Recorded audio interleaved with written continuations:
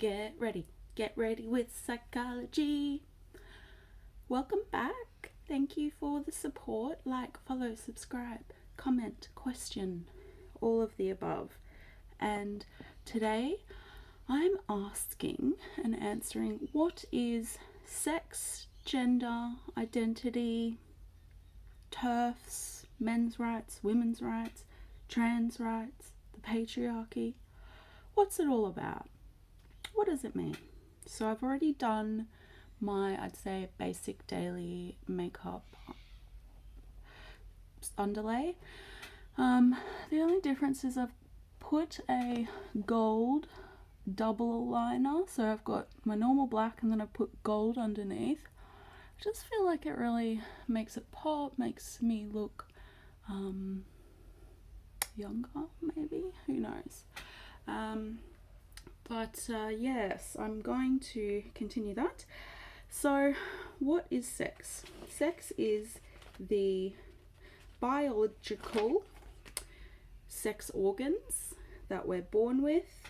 So male, female, intersex, that's the three that there are naturally. And then gender is your identified construct of male and female or other, which I enjoy, but I think the whole issue at the moment is trying to fit people into different categories.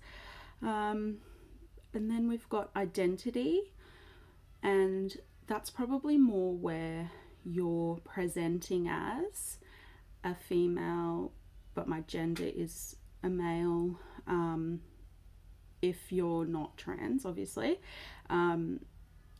So I could be a masculine woman or a feminine man, and masculinity and femininity would be conceived on a spectrum. So we're more one than the other usually, but we would have traits of from both sides. And I guess I will talk more about the patriarchy in a moment, but the patriarchy could be one spectrum, and then matriarchy is another, and that's a political type of governance or type of society, the way that power and control is distributed. For the last couple hundred years in living memory, we have lived in a patriarchal society through most of the world, especially any that have countries that have come in contact with colonization. Obviously that they're going to be hell patriarchal. So let's just define identity politics and intersectionality politics. Identity politics can be thought of as like one issue or one thing that is related specifically to your identity. So I am a woman who wants to only talk about women's issues, or I'm a women's rights activist, or a men's rights activist is concerned about issues that only affect men's rights activism. And then you've got the LGBTQI+, and then a part of that would be the trans identity politics, or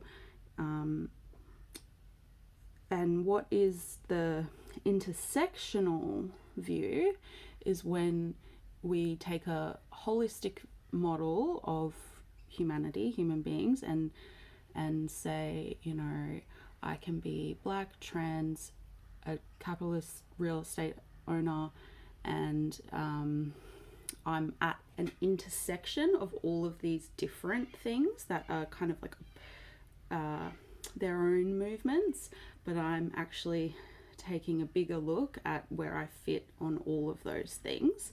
One is not, more superior. However, I think that part of the issue with what's been happening with TERFs versus trans and all of that stuff is kind of coming from focusing on the one issue, gendered bathrooms per se. So what is a TERF?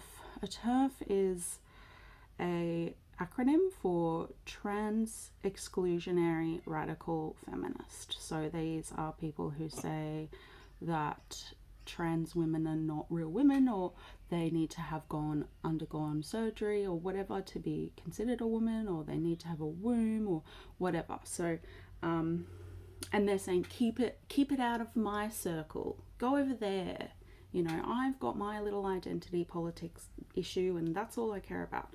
But looking at it intersectional, everyone's stuff kind of molds in, and we've got bits of this and bits of that, and that's why we need to recognize the tall issues that are valid, but they also have something in common. They're all fighting for the same thing. So what is it that TERFs are fighting for? They're coming from a place of fear. Fear of violence. Fear that perpetrators of violence will use these measures to find more victims. Women's and trans rights, pretty self-explanatory. The trans women especially are the highest demographic of women who are murdered every year. And men's rights, also coming from a place of fear, but more of a fear of rejection, abandonment, and persecution is the word. So how does this kind of relate? Of course, men are also afraid of violence because they are the most likely to be king hit or assaulted on the street. And so coming from a root cause analysis, all of these people are afraid of violence. So whilst we're all arguing semantics, we're missing the point, because we all have the same end goal, and that is to be safe, free, ourselves, not oppressed by these things. So how does this relate to the patriarchy? You can see these issues are under the umbrella issue of patriarchy, because even though women have, jobs as politicians and as CEOs and all of those things, we still credit women and people who succeed tend to be those who conform to the constraints of a gender dichotomy under the patriarchal view of masculinity being better than femininity. And women more and more are programmed to be, things like strong, articulate, brave, courageous, a fighter, not gonna let people walk all over me. Like, these things are inherently quite masculine, and that's kind of because the things that are soft skills, like caring, compassionate, kind, they're seen as less than. They're seen as not good enough for a boss. Like, oh, you're just gonna let people walk all over you. It's like, well, I can lead with empathy, I can lead with kindness, and we can look at, the spectrum of masculinity and femininity, and just question ourselves more about our communication styles, and coming from a place of non-violence, non-violent communication, all of those things that help the feminine energy to be feeling in its power, perhaps we could say. So the root cause issue is violence, and it's funny because we're using a lot of violence to kind of get our points across. Now, if we spoke about the real issue, we'd have to start, questioning how we really deal with these things, and how we perceive these things in ourselves, and our inherent indoctrination into the patriarchy, the system, the modern world, and how the issue is that people perpetrate violence, and it's now the victims, as per usual, who are doing all the work to try to change that. And we are really getting lost in it because they're actually not the solution. They're focusing on issues that put the blame on the victim, or make how can I keep my kids safe, instead of asking how can we identify and spot predatory behavior in bathrooms or in spaces where men and women congregate. And the biggest question that we need to be asking is, how do we manage and treat violent offenders or people who use violence, and how do we kind of shift our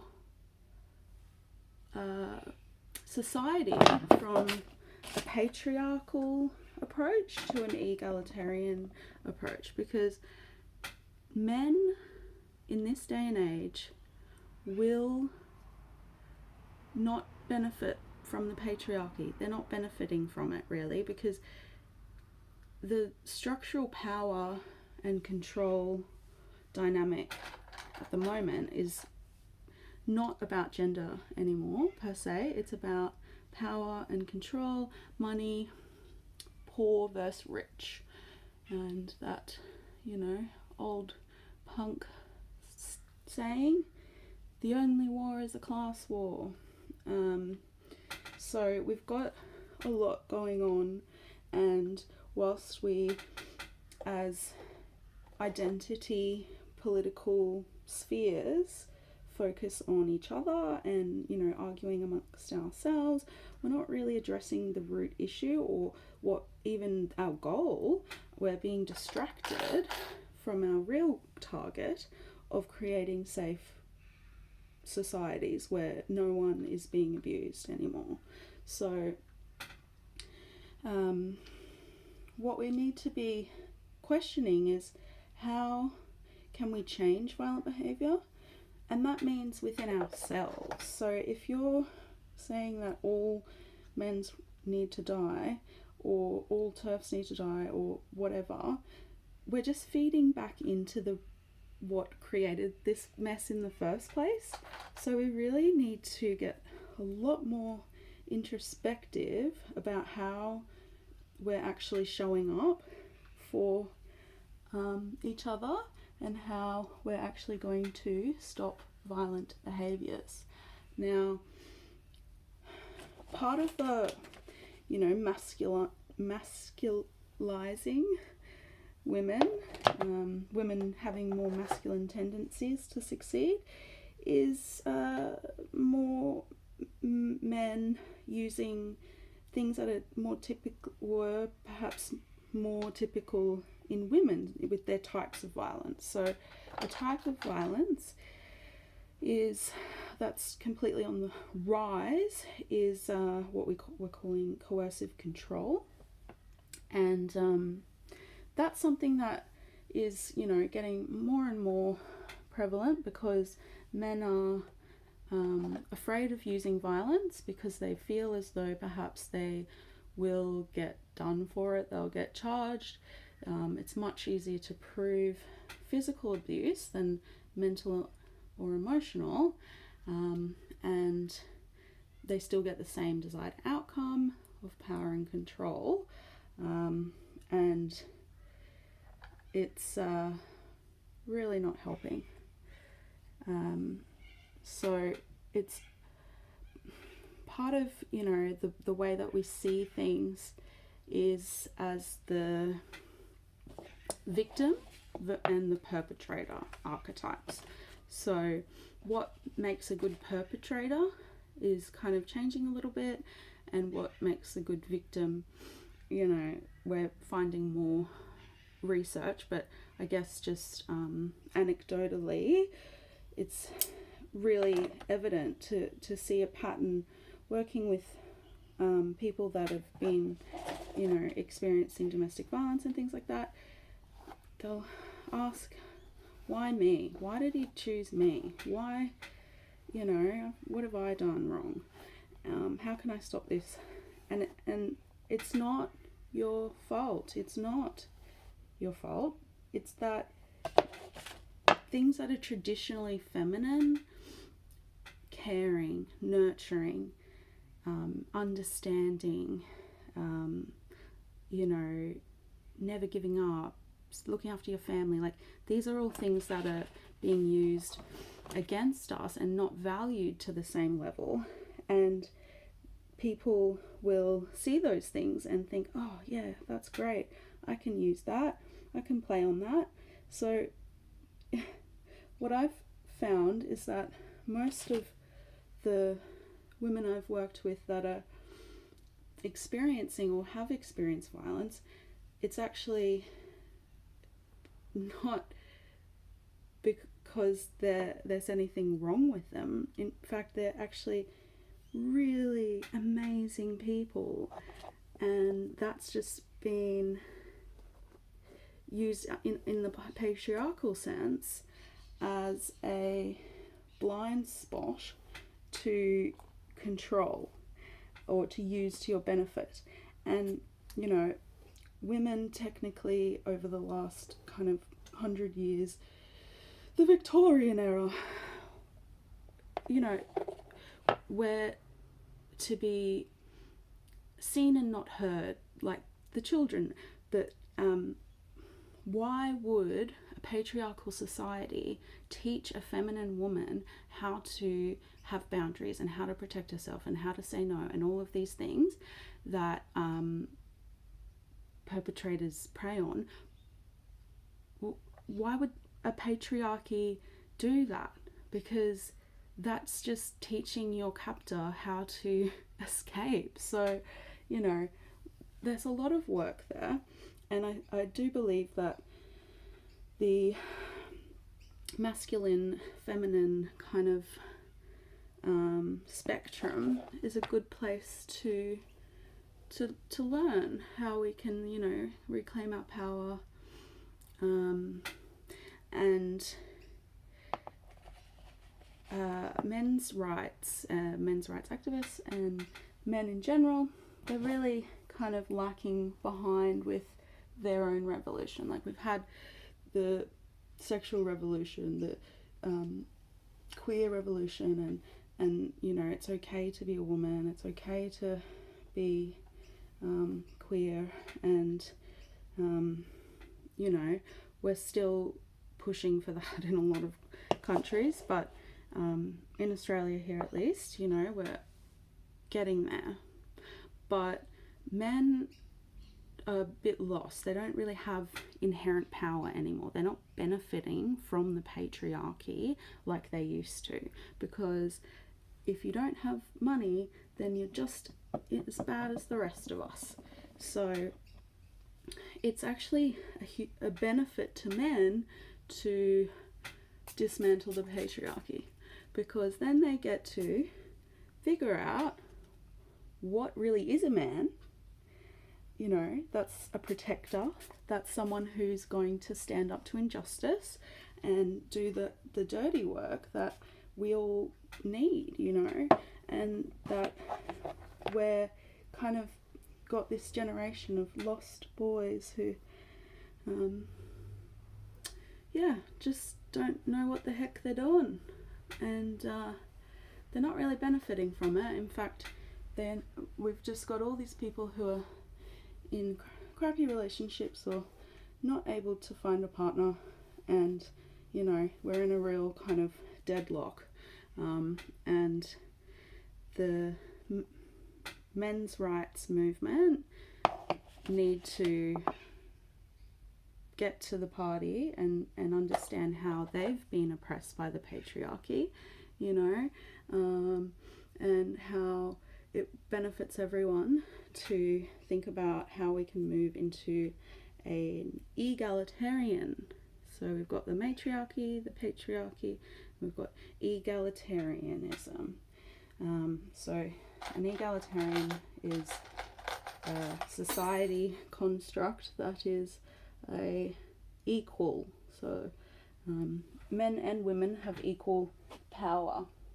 Femininity and masculinity are seen as equally important and have, you know, the privileges of that. And I guess one thing I've kind of seen in action is the way that some Indigenous Australian people have explained to me their culture of having men's business and women's business is not a sexist thing, because they have an egalitarian kind of understanding that men's roles and women's roles and customs and all of that are just as important. We need both of those parts to run together. There's not one over the other.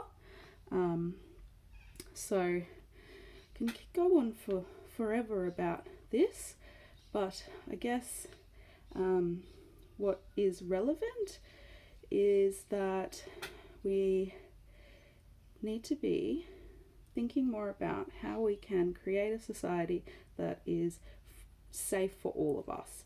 So instead of having conversations about, you know, the bathrooms, and I'll just say, I don't care who uses the bathroom as long as it's clean. So why don't we just have self-identifying levels of cleanliness, and if you're not going to use the toilet brush after you go, and then use the other bathroom.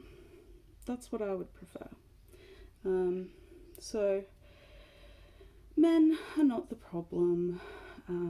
It's too easy, unfortunately, to just blame them, because you know, we're seeing more and more statistics that prove this. And yes, men do most of the violent offending.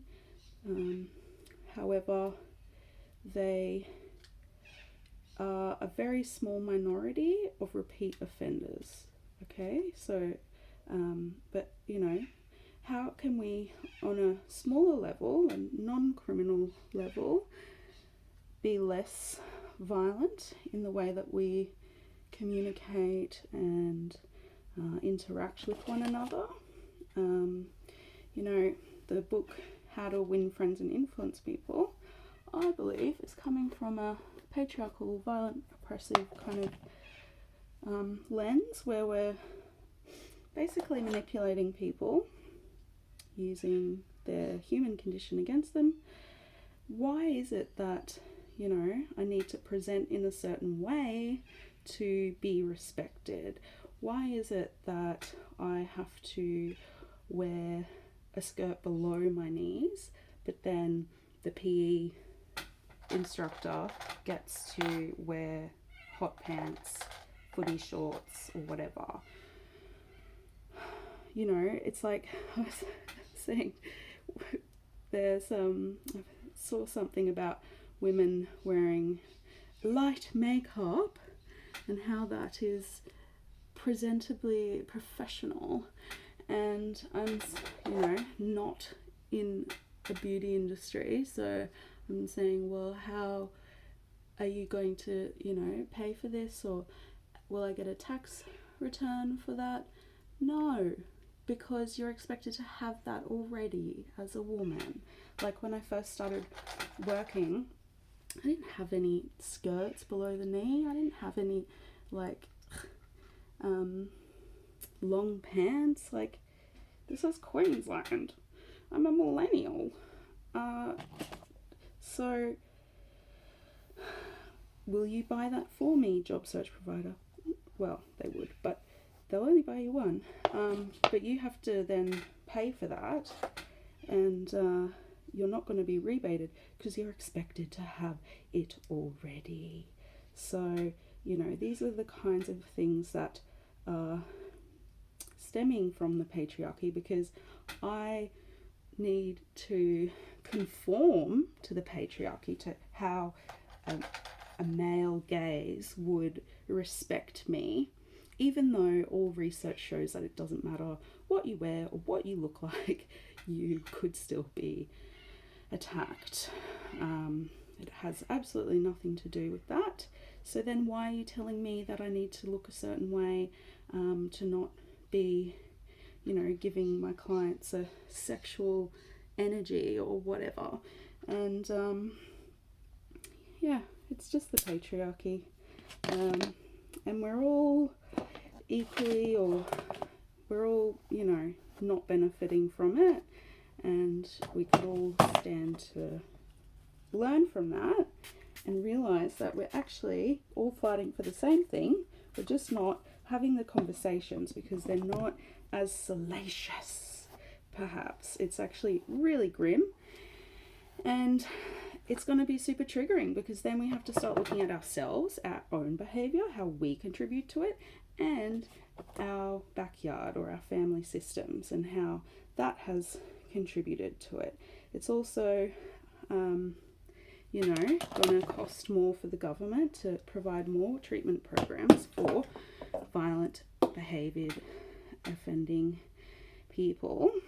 And we probably need to reform the justice system, because the fact that you can get more time in jail, prison system, than for a robbery than a rape is abhorrent.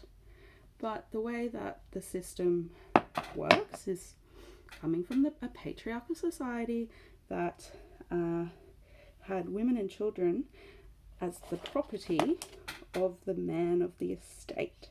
So property is more protected than people, and police are governed by that, and therefore will investigate things with more resources when it's, you know, a bank robbery or this or that, even though there's no face of a victim, and we've got all this insurance, all of these protections. So why do we have, you know, security guards around the car park or the Balenciaga store? Why are they not walking past the bathroom more, perhaps? So that's just one little suggestion. But we'll see. So the next 10 years will be very important for us all to dismantle the patriarchy. It's not going to be easy, because I think, you know, the more that you know about it, the more you come to realize how ingrained it is in all parts of our lives.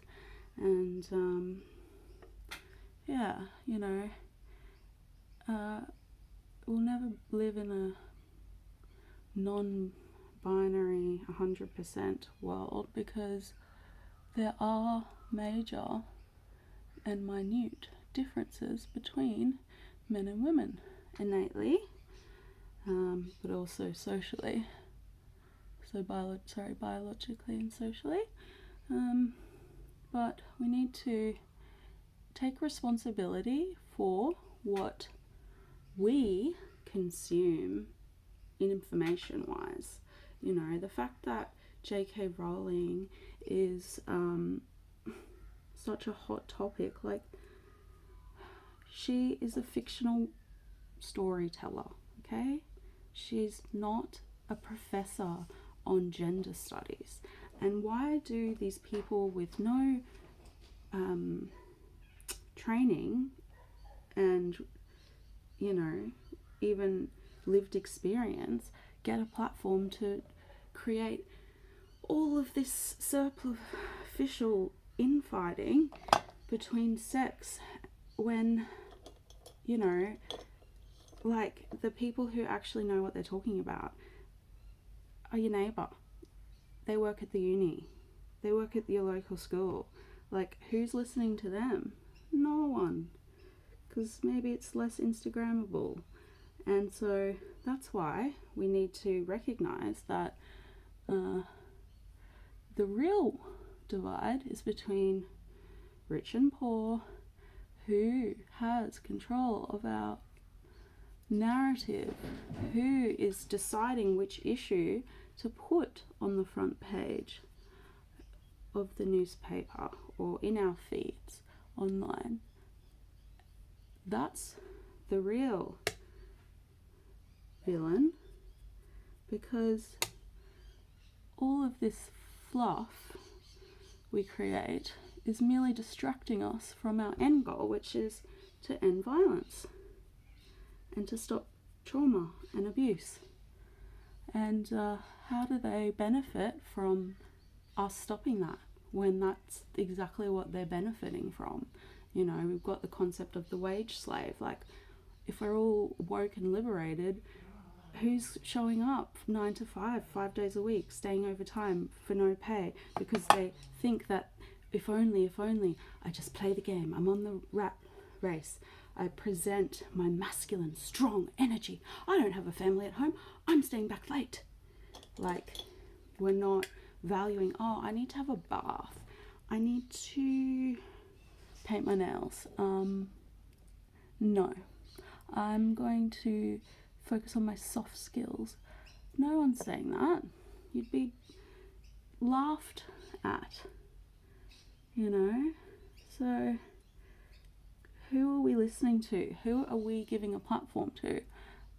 Perhaps we should be looking at how we can bring, I was going to say the ABC and SBS, but, you know, the national conversation back to our majority opinions, because the people who are commenting all this hate online are not the silent majority. They are the loud minority.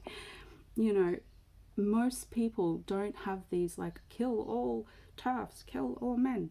Like, it's just the platform is highlighting these things so that we are distracted on our keyboards being warriors for things that don't even change the root problem. And I hope that's provided some clarity. I guess, you know, the reason why it's so important from a psychological perspective is because in this day and age, when everyone's got depression and anxiety and suicide is just on the rise, how is it going to be beneficial to help people if I can't identify and deconstruct the concepts that have led us to this point? You know, like, I have to work and not take breaks, I have to do this, I have to do that, and that's all patriarchal things that we've been told we need to do to get ahead, because simply laying down on the floor and meditating into the matter is not perceived as a strength. They're like, why are you sleeping on the floor again, Alice? I'm connecting with my spirits. Look, I'm just going over the same points. So, yeah, I'm sure you can imagine what this looks like. So next time you get into a situation or you see something on the internet where you feel like you have to fight back and fight for the victim, I want you to stop, get a pen and paper, and write a letter to your local Member of Parliament demanding that they take action to reform how we manage and treat offenders of violence, and how we can teach each other how to spot that and what to do when we see it. Because it's one thing to see it, but if we're not calling the police or offering free therapy, is it going to change? And the prison system is not working. It's merely just making people more violent sometimes. Not everyone. Works for some people, but it works in the sense that they do the work themselves and are motivated to not return. So that's another patriarchal way of breaking the spirit to keep people in line and do as they're told. That's what jails are all about, because that's what they're about 100 years ago, 200 years ago, etc. It's not meant to be fun, healthy, healing, all of that. But we're getting to the point now where it's costing us so much money, it would be actually cheaper to fix the real issue instead of just, blaming the victim and making the victim do all the work. Violence is a tool, a communication tool, really, because we're not taught how to ask for our needs to be met and how to communicate our feelings, especially as men. But it's perfectly acceptable to be angry. It's not so acceptable to be sad, fearful, hungry. So, yeah.